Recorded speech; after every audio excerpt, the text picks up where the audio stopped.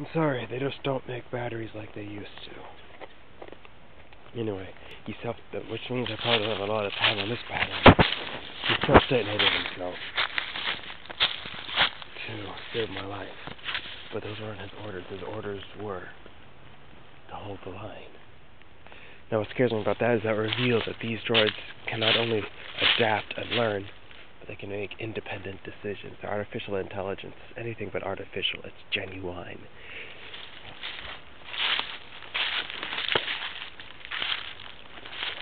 But too intelligent, which is why I had to stop them. So what did I do? I ran into Trojan. Remember, Trojan was the guy who called my phone a while back, and I tried to show you the screen. That was a big thing for me. You see, Trojan, he helped me on the project, the Manhattan 2 project. He was one of my closest friends, and we met up.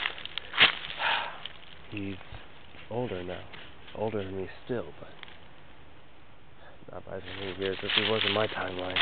My timeline, he was 3 years older than me. Here, he's 25, and I'm probably 20. I don't know. He looks to be 25. He says he's 25. His birth certificate says he's 25. Apparently, he's been in this timeline longer than I've been here. But that's not the point. The point is that we got to meet up, we got to talk. Turns out, team is also after him now, too. Where does that leave us? Left us alone. And we decided to do something crazy, just for old time's sake. We decided to go after that droid factory again, but this time a frontal attack. Oh, and we did. We went, we saw, we kicked ass, destroyed everything. Our combined reality-bending abilities, we were unstoppable. And it was beautiful to be fighting again with my friends. After the fight, after all the droids are destroyed, we got to talking again. And that's when we realized we were missing one integral member of the team. Now, you see, the Manhattan 2 project, it's great and all, but it wasn't just me and him. It was a small project, but it wasn't just two scientists. It wasn't just Shademan and Trojan. There was a whole bunch of us. In fact, hang on.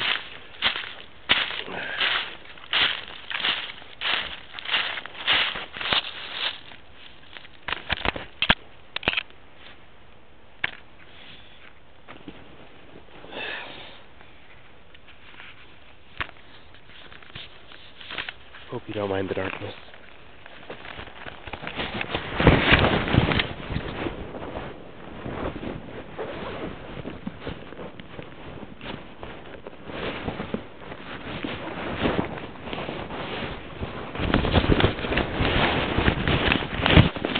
You'd think I'd remember these names, but I don't.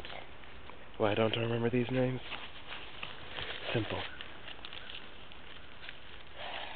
Most of them are dead, and have been dead since the 1950s. Anyway, the Manhattan Project. It was myself, Shademan, and then Trojan, of course. We were led by a Dr. Stacy Katz. Now then. Here are the list of the rest of scientists.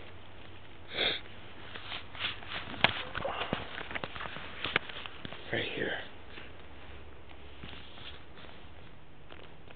Liberty, Co, Freedom, Dennis, Trojan, Nostalgia, Enigma, Aged, and Genome. That's how we knew each other. To this day, I don't even know most of their names. And almost all of them are dead except for Co. Co isn't dead. Anyway, eventually, we split apart. Not all of us got powers. All of us worked on the project, but not all of us got powers. And those that did, most of us are dead. Like I said. But in my group, we were the pinnacle head scientists, we were always working on this crap. We were the first ones to be ripped out of reality. Officially. Ko was ripped out due to underhand deeds. Way before the machine was even stable enough to support a human being in it. Here you've got my name and Liberty. Of our pinnacle, she was the only female. Not the only female in the group, mind you. Just the only female of the Titanic trio.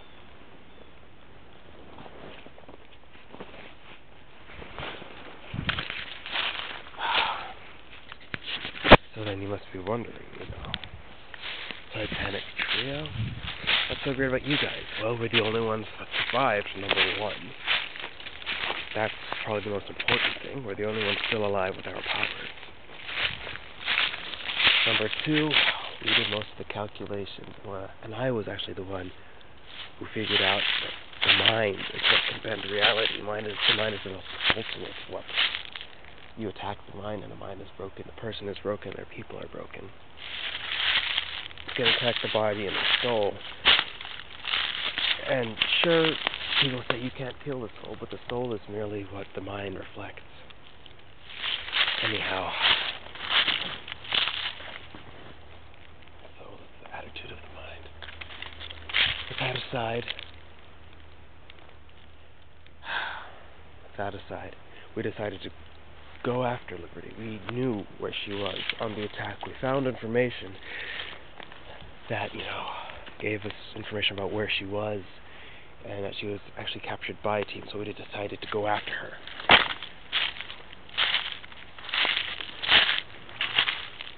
How did that go? That's where everything went crazy. It was went crazy before. Things got even crazier. During the fight, we came in contact with a team agent named Chaos, or at least here he's a team agent named Chaos. And we kept posing as. It turns out it was actually Ko. He's still alive. Back where I come from, in my timeline, he's still called Chaos, but he was a good guy. He was on my team, but then he vanished. You see, Ko was ripped out in a very haphazard sort of way. He was like a guinea pig, but against his will. Officially, on the book, I'm the first one that's out of reality. But unofficially, as in real life, he was the real pioneer. What happened to Ko is tragic. The energy and the reality didn't bind very well because the correct calculations were still being input. And he ended up becoming a terrifyingly grotesque but beautiful creation. 1/3 human flesh, 1/3 energy, 1/3 fragmented reality. If you can imagine that, then you think about it wrong, because you can't imagine it. You'd have to see it with your own eyes, and even then, you wouldn't be able to comprehend it. Even so, Hang on.